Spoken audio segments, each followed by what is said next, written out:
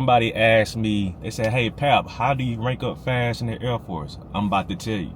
Now, disclaimer, if you are somebody that's going to the Army or in the Army or recruited from the Army, I'm going to tell you right now, we don't care about the promotion speed of the Army.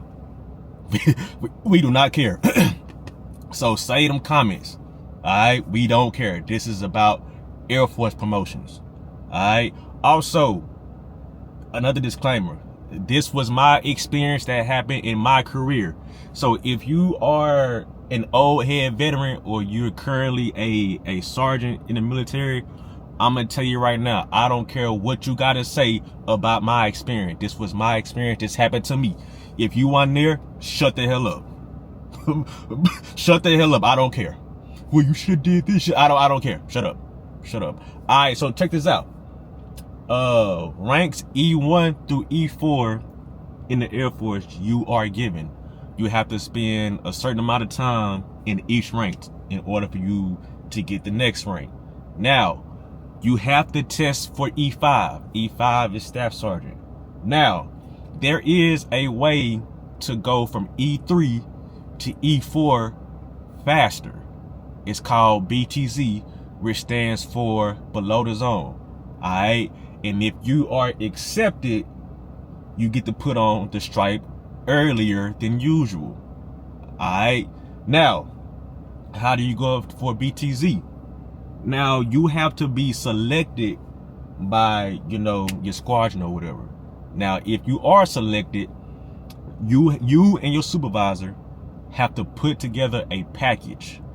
A package is just another word for resume.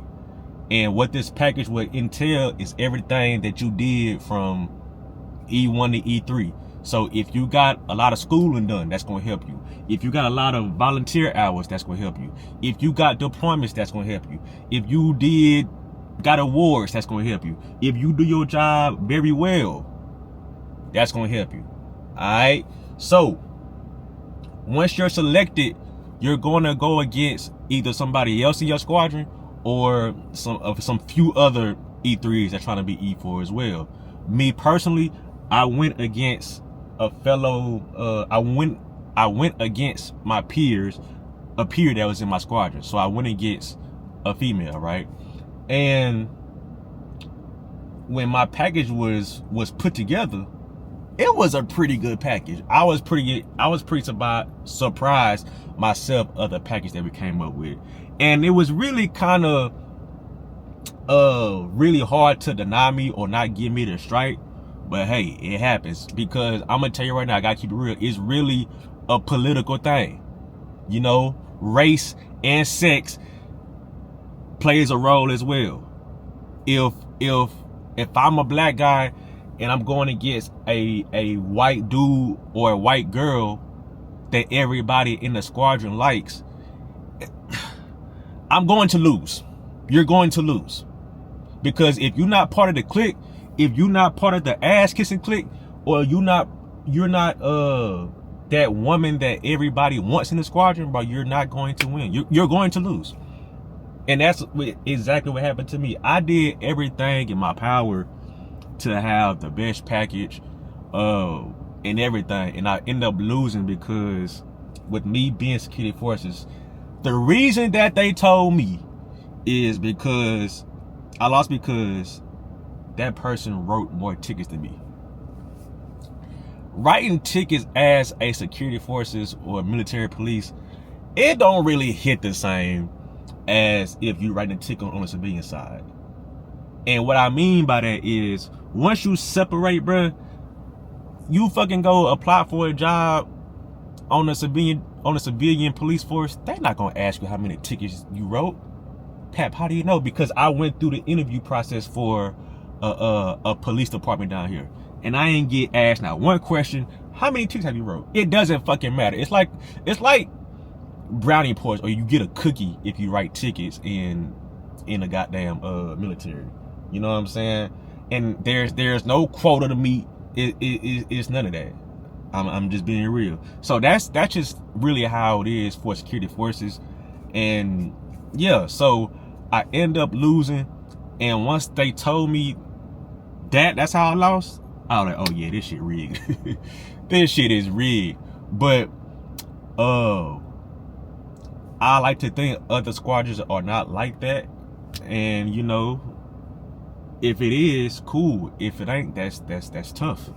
That's not really fair, because regardless of what you think of a person or how cool of a person that person is that's going up, bro, it should be an even playing field.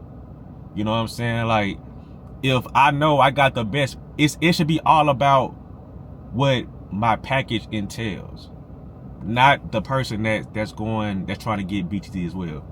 And so, you know, everything went how it was supposed to go, and it just wasn't meant for me to hit BTC, and I'm cool with that.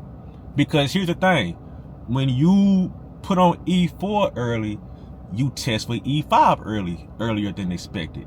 So with me, I wasn't really interested in being a supervisor, one, because I was young as hell. What I look like being 22 telling another 18, 19, 20-year-old dude what to do? I'm not a babysitter. I wasn't interested in that. Hey, I'm living life and doing whatever I want to do as an airman, and what I look like trying to keep another airman in line when I'm not even in line. You know what I'm saying? So if I'm not saying don't go for BTC, absolutely try to get it, try to win. You know, if you want to make a career out of it, go for it. I'm just simply stating or sharing what happened to me, and you know, it is what it is. We ain't lose no sleep over it.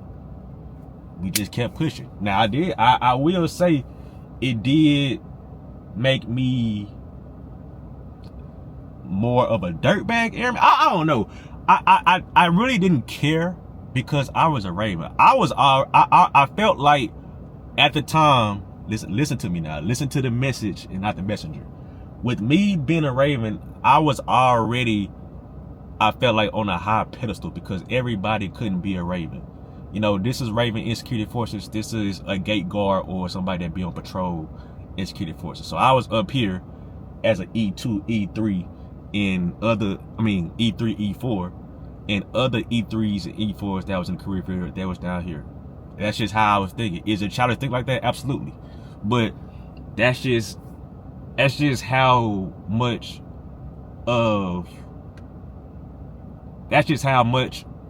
eliteness is with being a Raven. So I wasn't really tripping. I was traveling, I was making money, and that's what I came into the Air Force to do. Travel, see the world, have fun, and I did exactly just that. Everything else is extra. You know, putting on E4 early is extra. Not that I want to do it, but since I got put up for it, let's try to get it. You know, so that's, in simple terms, how you can rank up early is with BTZ. Alright, below the zone. Put on E4 early, test for E5 early, and if you pass the first time, cool. Good for you. And then, you know, it's just a domino effect. You put on E5 early, you test for E6 early, you put that on, and just so forth, so forth. So that's really how you get to rank up fast in the Air Force. Alright, so if you got any more questions, my guy, let me know in the comments, and if I got a video for it, or if I got some experience for it, I'll share that as well. So y'all go be great. Like, comment, subscribe if you can do. Pap out, bruh.